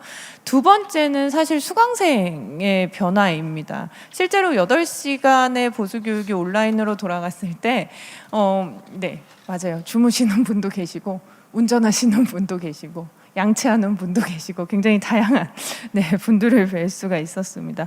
그리고 좋은 컨텐츠들을 마련을 계속 사실은 코로나가 생기기 전부터 많이 준비들을 했죠. 협회도 마찬가지고 강사들도 마찬가지고 어떻게 하면 좋은 교육들을 할 수 있을까? 어떻게 하면 현장에 좀 바로 적용할 수 있는 사회복지사들이 강의를 듣고 아우 진짜 잘 들었다. 진짜 보수교육다운 보수교육 들었다라는 이야기 할 수 있는 교육할 수 있을까? 이거에 대해서 고민들을 같이 많이 하고 계신데요. 결국 이제 아무리 좋은 컨텐츠들이 제공이 된다고 해도 현장에 적용하는 여부 그리고 내가 사회복지사로 살아가는 데 있어서 나의 가치관에 적용하는 여부는 결국 현장에 있는 사회복지사 선생님들이 결정을 하는 부분인 것 같습니다. 그래서 이런 의미에서 아까 양원석 선생님 말씀하신 적극적인 층의 사회복지사, 그러니까 지역별 소규모 후속 심화 교육을 할 때 적극적인 사회복지사들이 모일 수 있는 자리를 만들어주고 이 사람들이 지역에 대해서 이해하고 있고 어떤 네트워크에 관심이 있고 연대를 중요시 생각하는 사회복지사들이 또다시 보수교육의 어떤 강사로 설 수 있는 이런 순환적인 구조가 저는 굉장히 중요하다고 보고요. 특히나 이런 지역적으로 모이는 형태는 경기도한테 굉장히 적합하다고 생각을 합니다. 아까 말씀하신 것처럼 땅덩어리가 너무 넓어서 사실 오늘 여기 포천에 계신 우리 김준 팀장님도 계신데 저는 경기도 안성이라고 하는 최남단에서 오고 북쪽에서 오셔서 저희 되게 굉장히 반가워했는데요. 이것처럼 저희가 실제 이렇게 만나기는 굉장히 어렵죠. 때문에 또 지역별로 소규모 후속 심화 교육 하는 거 굉장히 중요하고 경기도의 지리적 특성에도 매우 적절하다. 하지만 알아서 모이세요라고 했을 때 모일 수 있는 사회복지사들이 얼마나 되겠어요. 아무리 적극적이라고 해도 그래서 컨텐츠들이나 거리들을 던져주는 역할을 하는 사람들이 좀 필요하지 않을까. 그게 지역에 있는 사회복지사 당사자라고 한다면 두말할 것 없이 너무너무 좋고요. 만약에 그러지 못한 곳들이 있다면 협회나 아니면 다른 함께할 수 있는 기관들에서 그런 거리나 콘텐츠들, 기회들 장을 마련해 주었으면 좋겠다. 그러면 사회복지사들이 나 좀 저런 거 하고 싶은데 라는 마음을 막연히 갖고 있던 분들도 함께 참여를 좀 할 수 있지 않을까라는 생각을 해보고요. 협회 사무국의 이제 변화입니다. 경기도 사회복지사 협회는 보수교육센터가 따로 있을 정도로 사실은 다른 광역 단위의 협회들보다 더 많이 보수교육에 대한 비중을 좀 두고 있다고 생각을 합니다. 그렇다고 하면 우리 보수교육 관계자들이 얼마나 이 코로나 시대에 요구하는 새로운 인재상, 그러니까 방사형 맥락적으로 사고할 수 있는 인재상인가에 대해서 스스로 묻고 대답할 수 있어야 된다고 생각을 합니다. 그래서 어떤 여력, 그리고 역량 이런 것들에 대해서 우리는 스스로 그것들을 갖고 있는가, 가지고 있지 않다고 한다면 그것들을 확보할 수 있는 방법은 무엇이 있는가. 아까 뭐 양원석 소장님 말씀해주신 회당 인원을 늘려서 전체 횟수를 줄임으로써 거기에서 여력을 만드는 형태, 뭐 이거는 광역협회들마다 다 여건들은 다를 거라고 생각을 합니다. 때문에 구체적으로 제안을 해주시지 못했을 거라고 생각을 하는데, 스스로 분석하고 스스로 묻지 않으면 결국 답을 찾기는 어려운 것 같습니다. 그래서 사무국에서도 자신들에 대한 역량에 대해서 고민을 좀 했으면 좋겠다라는 생각을 합니다. 마지막으로 이거는 사실은 포스트 코로나와 직접 연관이 있다고 생각하지는 않는데요. 꼬박 8시간 앉아서 하는 보수교육들 지향했으면 좋겠다고 생각합니다. 그냥 막연히 저 혼자 생각에는 여러 협회들에서 현장에 있는 종사자들 위해서 여러 힐링 프로그램이나 이런 것들도 굉장히 많이 하는데, 이런 거랑 좀 믹스해서 하면 어떨까라는 고민도 사실은 좀 해봐요. 8시간 꼬박 앉아서 강의 들으세요라고 하는 것보다 1박 2일 안에서 어떤 시간에는 좀 쉬고 어떤 시간에는 강의를 한 곡지씩 듣고 뭐 이렇게 하면 정말 듣고 싶은 보수교육 되지 않을까요? 근데 물론 이것의 전제는 보수교육비가 올라야 된다라고 하는 전제들은 있습니다. 네. 양원석 소장님 발제문에 전체적으로 많이 공감을 했고요. 변화는 당위만으로 이루어지지 않습니다. 당위가 있어도 이를 현실화할 수 있는 역량과 여력이 없으면 이루어지기 어렵습니다라는 대목에서 굉장히 크게 공감했습니다. 그래서 강사, 사회복지사뿐만 아니라 협회 사무국에서도 역량과 여력을 키워나갔으면 좋겠다라고 생각을 합니다. 감사합니다. 네, 감사합니다. 우리 송변 센터장님 역시 상당히 좀 깔끔한 그런 토론을 하신 것 같아요. 제가 늘 느끼고 있는 바인 것 같습니다. 특히 강사, 수강생, 협회 사무국에 대한 어떤 세계 체계죠. 세계 체계가 결국엔 맞물려서 움직이고 있고, 또 여기에 또 하나 더 한다면 우리 이병우 국장님 계시지만 경기도의 또 지원, 이게 또 하나의 또 체계일 건데, 결국엔 각 체계들만의 또 해야 될 기능과 역할이 있는 거고, 또 그 중에서 토론 앞선 양원석 소장님도 말씀하셨고, 앞선 두 분의 토론자도 말씀하셨고, 지금 송배원 토론자님도 말씀하셨지만, 이 협회, 그러니까 사무국, 우리 보수교육센터죠. 보수교육센터의 역량과 어떤 여력들에 대한 부분들, 상당히 좀 중요한 주체일 곳이고, 상당히 좀 연결자고 조정자로서의 어떤 큰 역할들을 이번 기회에 자기 성찰과 관련된 내용까지도 언급하셨는데, 상당히 좀 숙제가 많아질 것 같습니다. 그런 부분에서 상당히 좀 중요한 거를 우리가 다 동의하는 것 같아요. 저도 경기도 사회복지사협회 보수교육, 그러니까 교육위원회 위원으로서도 활동도 하고, 앞서도 말씀드렸지만 강사로도 활동하면서 오랫동안 보수교육 피교육자도 해봤고 교육자도 해봤는데, 상당히 좀 시기적절한 시기고 늘 항상 고민했던 내용이지만, 이번 이 포스트 코로나를 위해서 좀 여기서 좀 정확하게 좀 정리하고 새로운 변화나 새로운 변신이 이루어질 시기는 분명히 맞는 것 같아요. 오늘 양 소장님도 말씀하시 주셨지만, 그런 부분에서 상당히 좀 앞에서도 잠깐 언급했지만 마음이 무거워지는 자리인 것 같아요. 점점 시간이 지날수록. 그렇습니다. 우리 송 변수님 그 아까 얘기했던 힐링 프로그램과 이렇게 접목하는 어떤 그런 거는 사례가 다른 광역에 있나요? 서울이나 이런 데 있나요? 예를 들면 사회복지사 홍보 담당자 모임 하면서 2박 3일 하는데, 네. 그 2박 3일 하는 것 안에서 보수교육이 인정된다거나 그런 게 있어요? 그렇게도 할 수 있는 방식이고요. 근데 그렇게 되면 이제 참가비를 좀 더 예. 본인이 부담해서 본인 부담으로 하는 부분들로 병합하는 방식도 충분히 할 수 있고, 예전에도 저는 한 이틀 정도 했었거든요. 그러시군요. 그러면서 하루는 보수교육 8시간 인정받되 8시간은 본인이 선택해서 교육을 추가하는 네네. 방식들도 저는 충분히 가능하리라고 그거는 생각합니다. 앞에서 뭐 우리 오 교수님도 얘기하셨지만 그런 부분은 상당히 좀 당장이라도 경기도 사회복지사협회에서 좀 연구해보고 추진해볼 필요성은 좀 있는 것 같네요. 아무튼 송변 센터장님 좋은 의견 주셔서 감사합니다. 자, 마지막 토론자시죠? 오래 기다리시고 멀리서 오셨어요. 자, 포천에서 오셨는데 정말 멀리서 오셨고 제가 대신해서 감사의 말씀드리겠습니다. 우리 포천에서 오신 김민재 팀장님 토론을 좀 듣도록 하겠습니다. 네, 안녕하세요. 포천종합사회복지관 김민재입니다.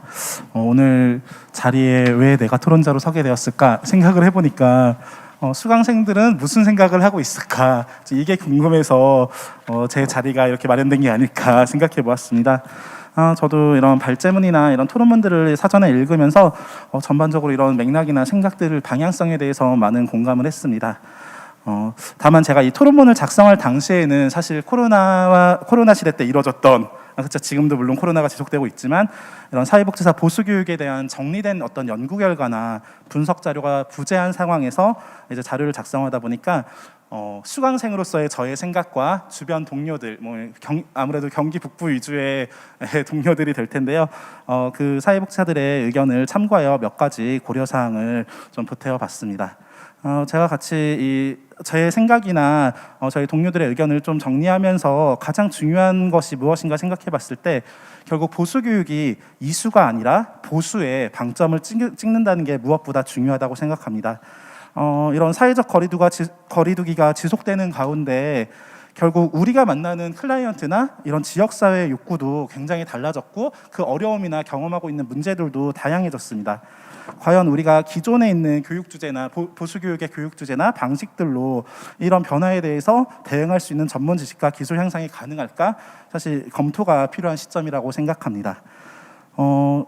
그래서 이런 상황에서 그럼 어떤 보수교육이 진행되어야 될까? 무엇이 진짜 보수가 될 수 있는 것일까? 고민해 봤을 때 사실 기존의 일방적인 전달 방식에서 한계가 있다는 데 분명히 동의하는 바이고요. 대신 제안하는 바가 이런 유례없는 상황에서 이루어진 실천 경험들, 각계각처에서 진행된 실천 경험들이 좀 더 신속하게 공유될 수 있고 또 이런 시대적 흐름에 적합한 융합적인 교육들 이런 것들이 마련되었을 때 이 시대의 클라이언트나 지역사회를 돕기 위한 실천 지식이나 역량 강화가 가능하다고 생각합니다. 예를 들면 사실 어르신 대상으로 인공지능 기술을 적용한 인형을 보급했던 사례들이나 또 사회보장 수요자의 욕구 분석을 위한 빅데이터 접목 활용 방안 이런 것들이 사실 예시가 될 수 있을 것이라고 보이고 이런 교육들이 반영되었을 때 기존의 우리 윤리와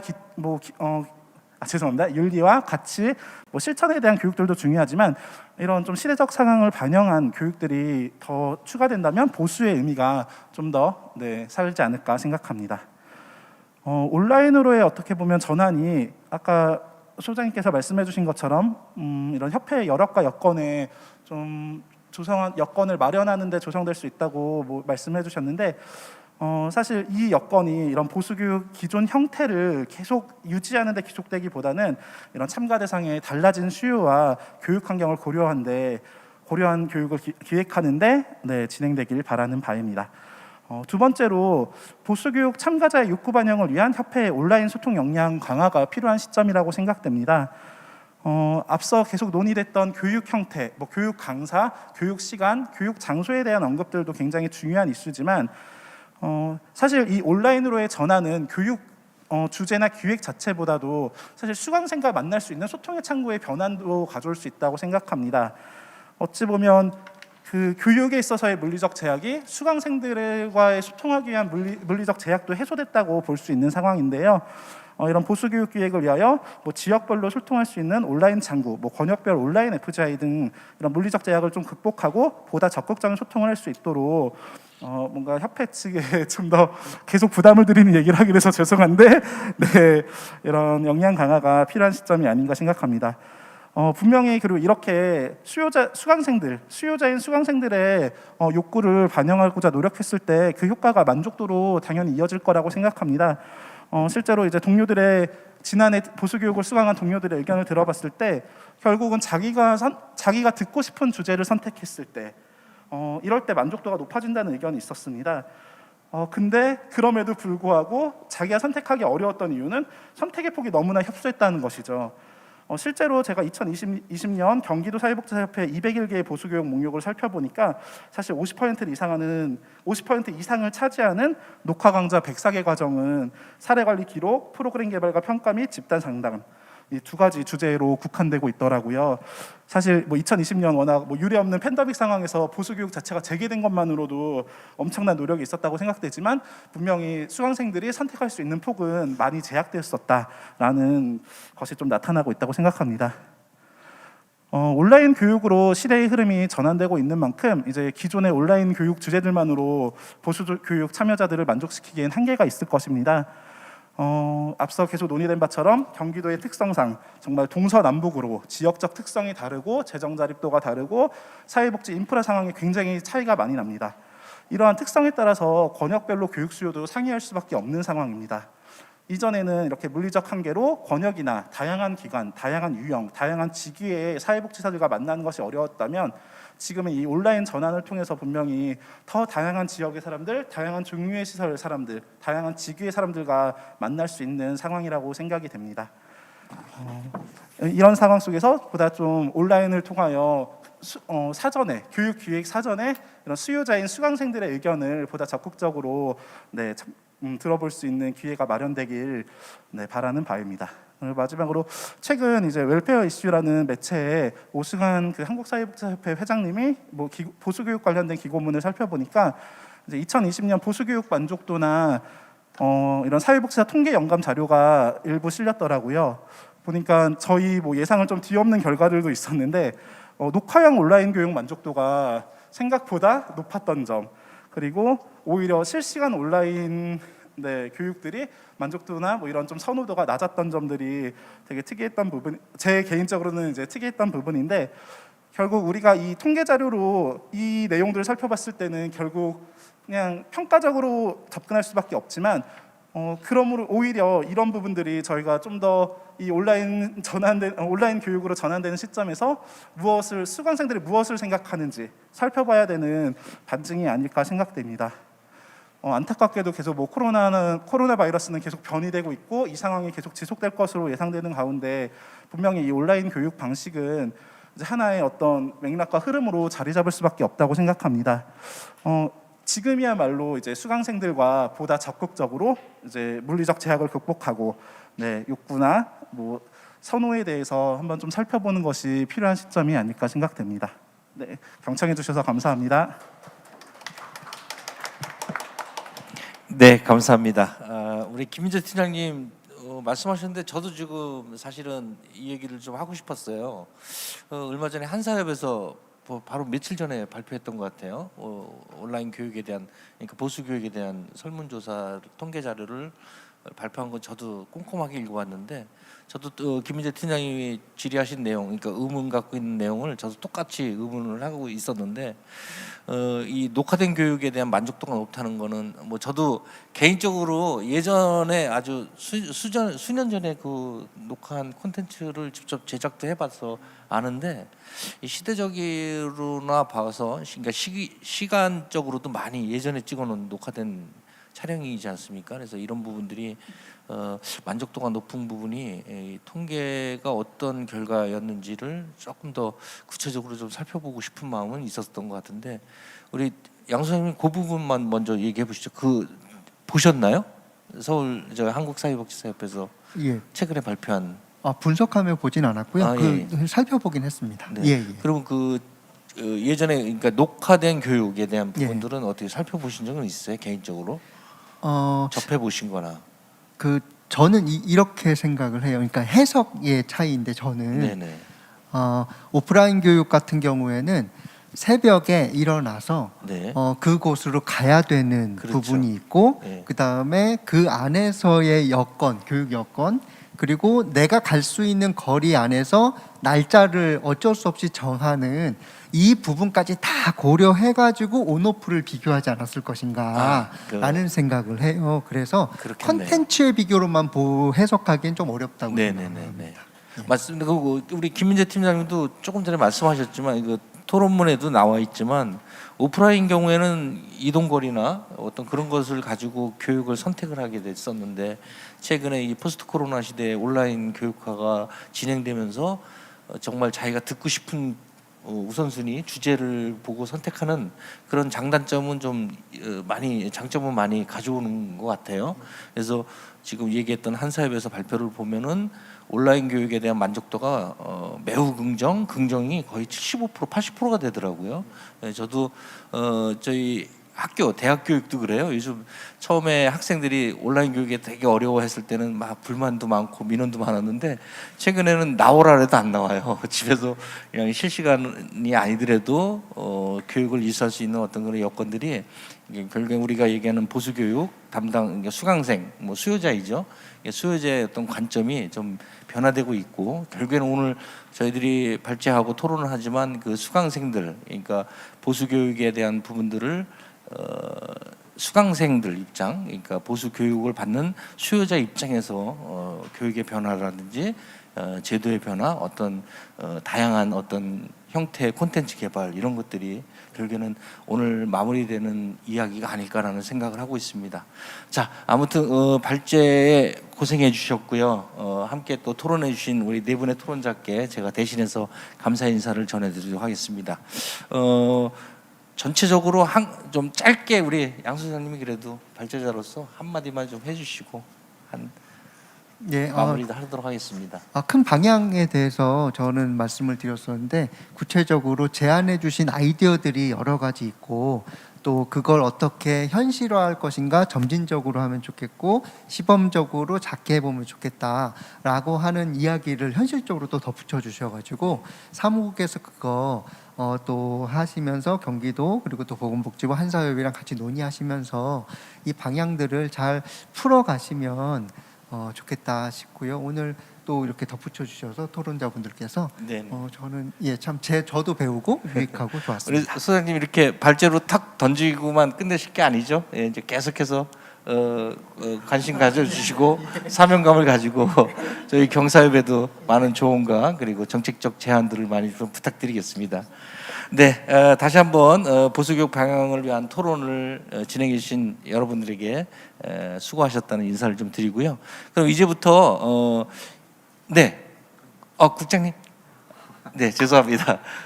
제가 눈치가 없어서 아니 그게 아니라 이제부터 뭐 하시려고 그랬던 거예요. 네, 아닙니다. 예. 질의응답 받으려고 했습니다. 국장님 그러면 한 말씀 시간을 드리겠습니다. 질의 들어가기 전에 우리 저기 수요자 중심 교육이라는 말씀을 아까 주셨거든요. 우리 오선영 교수님께서 저는 거기에 좀 덧붙이고 싶은 생각이 좀 들었어요. 이게 수요자 중심이 법인이나 시설의 대표자 입장에서 바라는 게 있을 거고, 그 다음에 사회복지사 즉 종사자 입장에서 이런 교육을 했으면 좋겠다라는 게 있을 거고, 더 중요한 건 이용자, 생활인이 이런 교육을 우리 종사자, 나를 지도하시는 분들이 받았으면 좋겠다 이런 게 있을 거란 말이죠. 그래서 그런 그 교육 수요 조사가 그렇게 이루어졌으면 좋겠다는 거 한 가지 하고, 또 하나는 일종의 자기 체크리스트죠. 나는 뭐가 필요한가, 나는 뭐가 부족한가, 그런 거죠. 그러니까 대표 입장에서 예를 들어서 시설을 운영하는 대표다, 법인을 운영하는 대표다 그러면 대표 입장에서 운영과 관련된 어떤 어려운 점, 그렇죠? 그런 게 있겠죠. 그 다음에 또 관리자이니까 또 종사자들의 그런 태도나 이용인이나 생활인들의 그런 어떤 어려운 점 아니면 불편한 점 이런 것들, 또 입소나 퇴소 아니면 시나 구으로부터 지도 감독을 받거나 아니면 기타 여러 가지 부분에 있어서 지적을 많이 받는 그런 상황들이 있을 거란 말입니다. 그래서 그런 부분에 있어서 각자 그 대표는 대표대로 종사자는 종사자대로 이렇게 해서 체크리스트가, 즉 자기 체크리스트, 일종의 자기 진단이라고 해야 되겠죠. 그런 부분들을 종합적으로, 즉 교육 수요와 자기 체크리스트 이런 부분들을 한번 연구 용역을 통해서 우리 이제 도사협회가 됐든 아니면 한사회와 같이 고민하시던 데서 이런 식으로 해서 조금 더 발전적인, 당장 뭐 금년에 바로 시행하기 쉽지 않겠지만 뭐 용역비라도 좀 만들어 가지고 도사협회에서 하든가 아니면 한국사협회하고 같이 고민해서 하시든가 해서 그런 식으로 조금 발전하는 모델을 저는 좀 제안드리고 싶습니다. 예, 여기까지. 예. 네, 국장님 말씀 잘 들었습니다. 종사자뿐만 아니라 그러니까 수강생들이죠. 저희 보수교육의 수강생들의 사회복지사들의 요구뿐만 아니라 결국엔 우리가 사회복지적 실천 대상인 이용자, 클라이언트들의 어떤 요구에도 부합된 교육들에 대한 콘텐츠도 필요하다는 말씀을 잘 들었습니다. 특별히 이런 생각을 해봤습니다, 국장님. 경기도가 하면 전국이 다 하거든요. 경기도에서 우리 국장님께서 이렇게 관심을 가져주시는 국장님이 또 없었어요. 제 경험으로 국장님이 많은 관심을 가지고 지원을 해주신다면 감사하게 생각하겠습니다. 우리 오 교수님도 한 말씀 부탁드리겠습니다. 네, 국장님 말씀하신 거에 더해서 아까 사실 저도 좀 자세하게 얘기를 드리고 싶었는데 시간상 말씀 못 드렸었는데 그래서 드리고 싶은 거가 하나가요. 경사협의 보수교육센터에 온라인 창구를 하나 열어주셨으면 좋겠어요. 그래서 이 현장의 목소리를 듣는 채널을 소통할 수 있게끔 그리고 이용자들에게도 이용자가 원하는 교육, 사회복지사가 들어야 되는 교육에 대해서 글을 쓸 수 있도록 하는 그래서 들을 수 있는 채널을 열어주시면 연구로 보다 이제 좀 명확하게 방향성을 잡으시고 그렇지만 실시간 좀 얘기할 수 있는 그런 채널을 만들어 주셨으면 좋겠고 또 하나 더해서 말씀드리고 싶은 건 교육 끝나고 나서 현장의 목소리를 들으실 수 있게끔 했으면 좋겠는데요. 저는 교육이 교육으로 끝나면 안 되고 적용이 가능해야 되는데 현장의 교육을 들으시는 분들이 이렇게 말씀하세요. 뭐라고 얘기하냐면 그건 우리가 할 수가 없어요. 그건 국가가 지원을 해줘야 돼요. 이런 얘기 정말 많이 하거든요. 네, 사회복지시설이 국가의 인권적 책무를 대신 위임받아서 수행하고 있는 것이라고 생각하는 건 맞고 그렇기 때문에 국가의 역할이 굉장히 중요하고 경기도의 역할이 굉장히 중요한 게 사실이잖아요. 그렇다면 이 보수교육을 통해서 이 수강생들의 의견이 정책의 변화까지 연결될 수 있도록 가져가는 게 저는 우리 사협회의 역할은 아닐까라는 생각이 든다는 거예요. 그렇기 때문에 경기도도 마찬가지로 지자체가 이 사회복지 정책을 이끌어가는 그런 의견을 듣는 채널로서 이 사회복지 교육, 보수교육을 이용하셨으면 좋겠다. 그러려면 네, 인력 지원이 필요하지 않을까라는 생각까지 덧붙여서 드려봅니다. 네. 네, 저도 조금 전에 협박 아닌 협박했는데 국장님 오늘 국장님이 또 큰 숙제를 또 안고 가시는 것 같습니다. 근데 저를 오늘 여기 부른 목적이 따로 있었군요. 그렇지는 않습니다. 제가 우리 이병욱 국장님 오랜 시간 동안 알고 제가 존경하는 우리 선생님이신데 상당히 이렇게 적극적으로 참여해 주시고 그리고 저희들의 사회복지사들의 어떤 기관들의 이야기를 들어주시는 분이 계시다는 게 저희들은 감사할 따름입니다.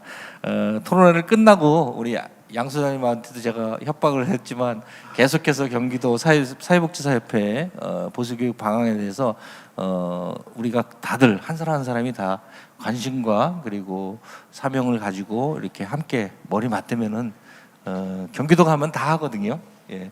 저는 그렇게 생각합니다. 그래서 경기도의 역할이 상당히 중요한 것 같습니다. 자, 그러면 그렇게 하고요. 제가 지금 현장의 사회복지사분들에 대한 질의를 좀 받아보도록 하겠습니다. 지금 질의를 해주시면 저한테 바로 이렇게 연결이 되거든요. 지금 일단 질의는 들어온 건 없는데요. 의견이 좀 몇 분 있으시니까 의견을 좀 말씀 좀 드려볼게요. 익명으로 말씀드리겠습니다. 발제 아주 잘 들었습니다. 특히 맥락과 지향하는 점에 대해서 전적으로 동의하고 그럼에도 불구하고 위탁 주체인 복지부와 3인 이하의 소규모 시설 및 요양시설 수강생들의 의견이 상당히 좀 궁금하다라는 글을 좀 올려주신 분이 계시고요.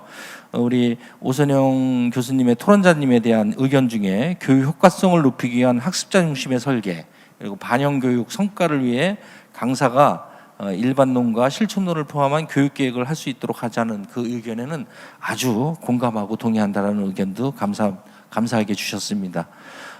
유튜브에 참여하신 분들 질의해 주시면은 제가 좀 여기 나와 계시는 발제자님과 토론자님들께 질의 좀 올려드리도록 하겠습니다. 이런 의견이 또 있으시네요. 교육 수강자의 입장을 들을 수 있어 토론이 좀 더 실제적인 것 같다. 이런 노력이 보수교육 수강자 중심의 교육 설계를 위해서 도움이 될 거라고 의견을 주셨고요. 수강자의 입장에서 우리 김민재 토론자님의 말씀하신 실천 경험 공유할 수 있는 강의 세팅, 그리고 보수교육에서 교육 수강자의 욕구와 수강자의 적극적 참여 두 가지를 충족할 수 있을지 좀 궁금하다라는 의견도 주셨습니다. 이 부분은 우리 김민재 팀장님 짧게라도 좀 답변을 해주시면 좋을 것 같은데, 이게 일종의 질의가 됐는데 제가 다시 한번 읽어드릴게요. 김민재 토론자님이 말씀하신 실천 경험 공유를 할 수 있는 강의 세팅, 또한 보수교육에서의 교육 수강자의 욕구와 수강자의 적극적 참여, 이 두 가지가 동시에 충족시킬 수 있을지에 대한 궁금증을 의견을 주신 것 같아요. 제가 답변 드리는 것보다 우리 김민재 토론자님이 답변해 주시면 좋을 것 같습니다. 네, 질문이 없을 줄 알았는데 주셔서 지금 막 엄청 머리를 굴리면서 고민해봤는데요. 우선 실천 경험 공유하는 세팅과 관련해서는 사실 이게 보수교육에 국한될 것은 아닌 것 같고, 보수교육과 더불어서 사실 이런 보수교육 센터에서 좀 뭐랄까 수시, 상시 교육 이런 것들을 오픈해서 뭐 이런 현장에서 좀 더 선도적인 사례가 있거나 이런 것들을 굳이 뭐 강의를 개설하지 않더라도 유튜브나 뭐 이런 걸 통해서 인터뷰 내용들을 공유하는 것만으로도 사실 이 경험 공유가 되는 세팅이 이루어질 수 있지 않을까 생각합니다. 결국 또 보수교육에 뭔가 짐을 드리는 건데 네, 그런 것들도 가능할 것 같고, 또 보수교육이 사실 사전에 연간 기획이 이루어지다 보니까 중간에 사실 새로운 강의를 개설하는 게 어려울 거라고 생각은 되지만, 그럼에도 불구하고 이런 뭐 분기나 뭐 혹시 반기별로 이렇게 특별 교육 강좌들을 개설할 수 있는 여지나 여지를 두고 좀 기획들이 이루어진다면 이런 현장에서 일어나는 신속한 선도 사례들 이런 것들을 공유할 수 있는 세팅이 되지 않을까 생각해 봅니다. 두 번째로 수강생들의 적극적인 참여 방안은 글쎄요, 이게 되게 어려운 부분인데, 저는 오히려 이런 수강생들마다 양원석 소장님 발제문에 나왔던 것처럼 다양한 층위가 있잖아요. 그렇기 때문에 이 다양한 층위의 의견을 포커스그룹 인터뷰가 됐든 설문조사가 됐든 뭐 이런 방식을 통해서 한번 좀 정리를 해볼 필요가 있다고 생각합니다. 본인이 어느 정도의 적극적인 참여자인지 소극적인 참여자인지 이런 것들을 스스로 체크하고 점검할 수 있고, 또 뭐 문항 중에 추가로 그렇다면 뭐 어떤 교육이 있을 때 보다 적극성이 뭐 발휘될 것인가, 이런 것들을 사실 직접 묻는 것이 가장 현명한 대처가 될 수 있지 않을까 생각해 봅니다. 네, 감사합니다. 충분히 답변되신 것 같습니다. 저도 그 실천 경험 공유에 대한 부분들은 보수교육에서도 세팅할 수 있는 방법들을 강구하는 게 좀 어렵지 않을까라는 생각은 좀 하고 있었어요. 아까 앞에서 김민재 토론자님이 말씀하실 때. 근데 지금 말씀 들어보고 나니까 이게 방법론적인 건데 우리가 고민해 보면 충분히 가능할 수 있는 어떤 역할이고, 어떻게 보면 또 중요한 어떤 실천 경험들을 공유하는 것이 뭐 어떤 특별히 교수자들이라든지 강사들의 강의만이 대수가 아니라는 것이 또 우리가 늘 느끼는 바 아니겠습니까? 아무튼 감사드리고요. 이런 말씀이 있었습니다. 이게 국장님에 대한 응원 글이 많이 올라오는데요. 이게 경기도 복지국장님의 역할을 기대하겠습니다. 경기도 국장님의 의견 전적으로 동의합니다. 좋습니다. 경기도가 하면 다 한다. 이 말에 특히 공감하고 국장님을 기대하고 있습니다. 이렇게 지금 많은 글들이 올라오고 있습니다. 연구에 대해서도 얘기하셨어요. 알겠습니다. 경기도에서 정말 잘 하도록 하겠습니다. 저는 복지가 정말 중요하다고 생각하거든요. 우리 경기도지사 이재명 지사님께서도 도정을 이끌어가는 3대 핵심 가치를 말씀을 하셨어요. 이게 세 가지입니다. 공정, 복지, 평화, 이 세 가지. 결국은 복지가 한 축입니다. 복지가 한 축이거든요. 그래서 복지는 굉장히 중요하다 이렇게 봐져서 어쨌든 간에 도복지국장으로서 할 수 있는 한 최선을 다해서 열심히 하도록 하겠습니다. 화이팅 해주십시오. 네, 감사합니다. 네, 이 정도로 하면 될 것 같아요. 우리 토론회 아주 잘 듣고 있었고요. 준비하시느라고 수고 많았던 지평부에 대한 또 격려의 글도 있었네요. 그리고 오늘 수렴된 이 다양한 의견들 잘 반영되어서 경기도 보수교육 개선과 그리고 새로운 변화들이 이루어질 수 있는 오늘 토론회가 마중물이 되기를 기대하고 있다라는 글도 있습니다. 지금 막 한 가지 또 들어왔네요. 보수 교육에 대한 정례화된 연구가 필요하다고 하네요. 그래서 우리 양 선생님한테도 제가 개인적으로도 앞으로 더 많이 시간을 할애해서 여쭤보고요. 그리고 국장님하고도 많은 의견을 좀 저도 해보도록 하겠습니다. 그래서 오늘 토론회를 통해서 저희 경기도 포스트 코로나 시대의 사회복지사 보수교육의 어떤 변화, 역할 이런 것들을 진심 어리게 우리가 같이 논의하고 그리고 이야기 나눌 수 있는 귀한 시간이었던 것 같습니다. 뭐 시간이 한정돼 있기 때문에요. 이 정도로 오늘 토론회를 마치도록 하겠습니다. 저는 다시 한번 발제하신 양 소장님 그리고 토론해 주신 네 분의 토론자님께 제가 감사의 인사 말씀드리겠습니다. 그럼 마이크를 사회자에게 넘기도록 하겠습니다. 감사합니다. 네, 오늘 토론해 주신 모든 분들 너무 감사드립니다. 이후에도 경기도 사회복지사 보수교육의 발전 방안 제안 사항이 있으신 분들은 경기도 사회복지사 협회 보수교육센터에 연락 주시길 부탁드리겠습니다. 이상으로 2021년 보수교육 토론회 포스트 코로나 시대 사회복지사 보수교육 방향을 마치겠습니다. 오늘 끝까지 참석해 주신 여러분께 다시 한번 감사드립니다.